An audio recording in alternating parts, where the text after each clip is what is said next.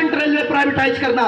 ये नए बच्चे खड़े, इनकी जमीनें गई हैं, नौकरी मांगने आए रेलवे में, इनको पता नहीं कि ये लोग क्या चिल्ला रहे हैं, डीएन शुक्ला क्या बोल रहा है और क्या कर रहे हैं। ये आएंगे अभी आपके साथ खड़े होंगे, इनको भी समझ में आएगा। जब 1-2-4 दिन पेट्रोलिंग करेंगे, 2-4 दिन गैंगों में काम करेंगे, तो इनको रेलवे क्या होती है वो समझ में आ जाएगा, अधिकारी क्या होते हैं वो भी समझ में आ जाएगा।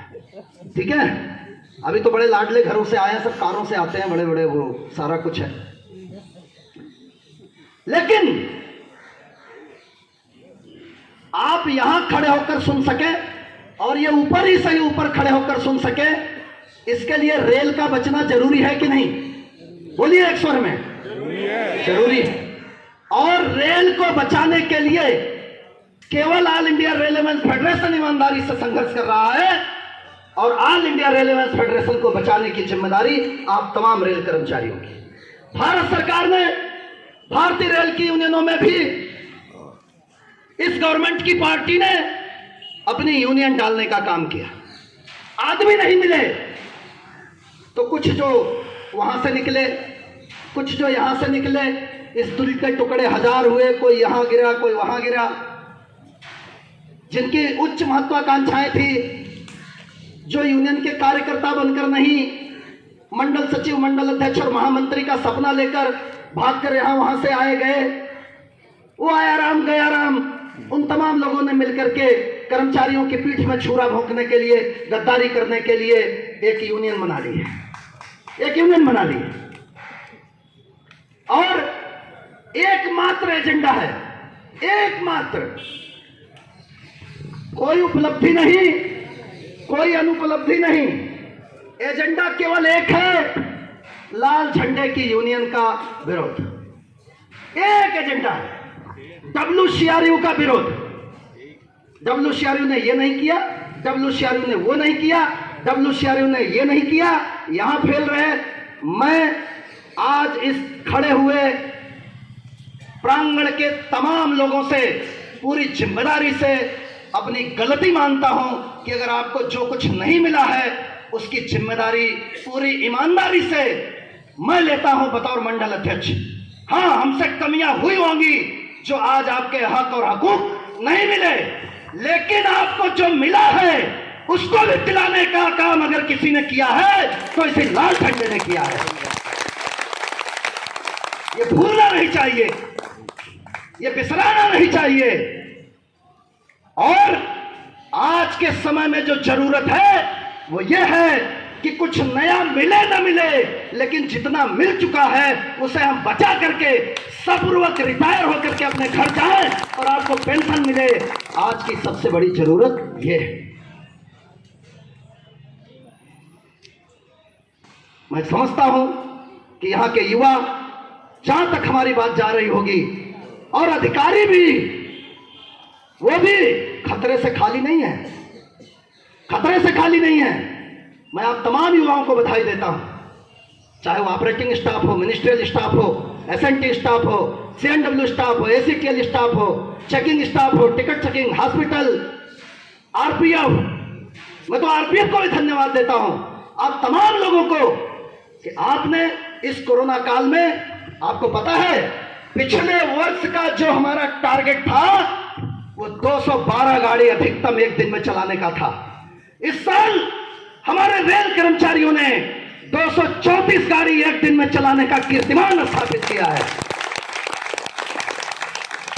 रेलवे बोर्ड ने इस बात की बधाई दी है कि WCR और WCR में जबलपुर मंडल, इन्होंने अपने पिछले सारे रिकॉर्ड तोड़ दिए हैं। और आपको पता होना चाहिए कि हम दिसंबर तक में हम अपने पिछले साल के लिए गए टारगेट को पूरा कर चुके हैं। हमारे पास अभी 3 महीना कमाने के लिए है, टारगेट को अचीव कर चुके हैं। ये किसकी दम पर है, किसकी मेहनत की बदौलत है? ये हमारे लोको पायलट ने 20-20 घंटे, 15-15 घंटे गाड़ी चलाई है, गार्ड ने चलाई है, असिस्टेंट लोको पायलट ने चलाई है। हमारे ऑपरेटिंग स्टाफ ने 12-12 घंटे काम किया है, और टाइम भी नहीं मिला। हमारे टिकट चेकिंग स्टाफ ने इस कोरोना काल में कोरोना वॉरियर्स बन करके और जा करके ट्रेनों में वसूली करने का काम किया है, लोगों को सुविधाएं देने का काम किया। लोहानी साहब कहा करते थे, पूर्व सीआरबी, हमारे लिए प्रथम यात्री नहीं है, यात्री प्रथम नहीं है। हमारे लिए हमारा रेल कर्मचारी फर्स्ट है, प्रथम है। अगर हमारा रेल कर्मचारी सुखी रहेगा, स्वस्थ रहेगा, संपन्न रहेगा, चिंता मुक्त रहेगा, तो वो हमारे यात्री की ऐसी सेवा करेगा कि यात्री कोई भी शिकायत कभी भी किसी फोरम पे नहीं करेगा। ये लोहानी साहब कहा करते थे। लेकिन हमारे निवर्तमान सेवानिवृत्त सीईओ, रेलवे बोर्ड सीआरबी, वो कहते थे कि हमारी प्राथमिकता में सब कुछ है, कर्मचारी हमारी प्राथमिकता में कहीं नहीं, हमारी लिस्ट में कहीं नहीं है। और उन्हीं की बात मान करके ये लोग भी इसी तरीके का काम किया करते थे। मैं आप तमाम लोगों को ये संदेश देते हुए अपनी बात खत्म करूंगा। राकेश मोहन कमेटी आई थी, उन्होंने कहा रेलवे अस्पताल खत्म कर दो, रेलवे स्कूल खत्म कर दो, कॉलोनियां बंद कर दो, आरपीएफ को हटा दो, केवल कोर एक्टिविटी होनी चाहिए रेलवे में। वो कमेटी की रिपोर्ट को रद्दी की टोकरी में डलवाने का काम आप तमाम लोगों के संघर्ष से ऑल इंडिया रेलवे फेडरेशन ने किया। उसके बाद एक और कमेटी आई, वो देवराय कमेटी के नाम से, याद है? देवराय कमेटी। देवराय कमेटी ने उनसे भी आगे बढ़ के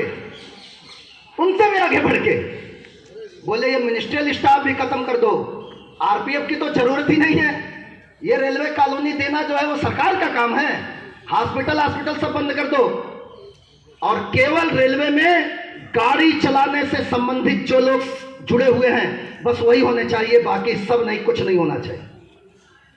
वो देवराय जी बड़े खास थे सरकार के।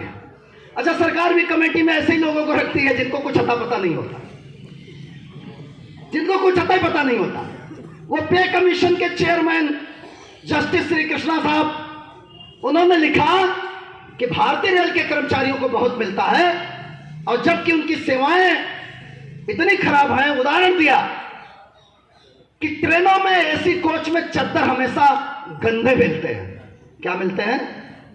गंदे मिलते हैं। देखो आदमी की सोच देखो, जज थे, अब उन्हें पता ही नहीं है कि एसी कोच में चद्दर भारतीय रेल का कर्मचारी नहीं धोता, वो ठेकेदार सप्लाई करता है, जिससे अधिकारी कमीशन ले लेते हैं। तो चद्दर कहां से साफ करेगा बताइए आप? वो साबुन भी काट के घरों में पहुंचा देगा जब दूसरों के, तो चद्दरें कहां से साफ होंगी? ये सोच है।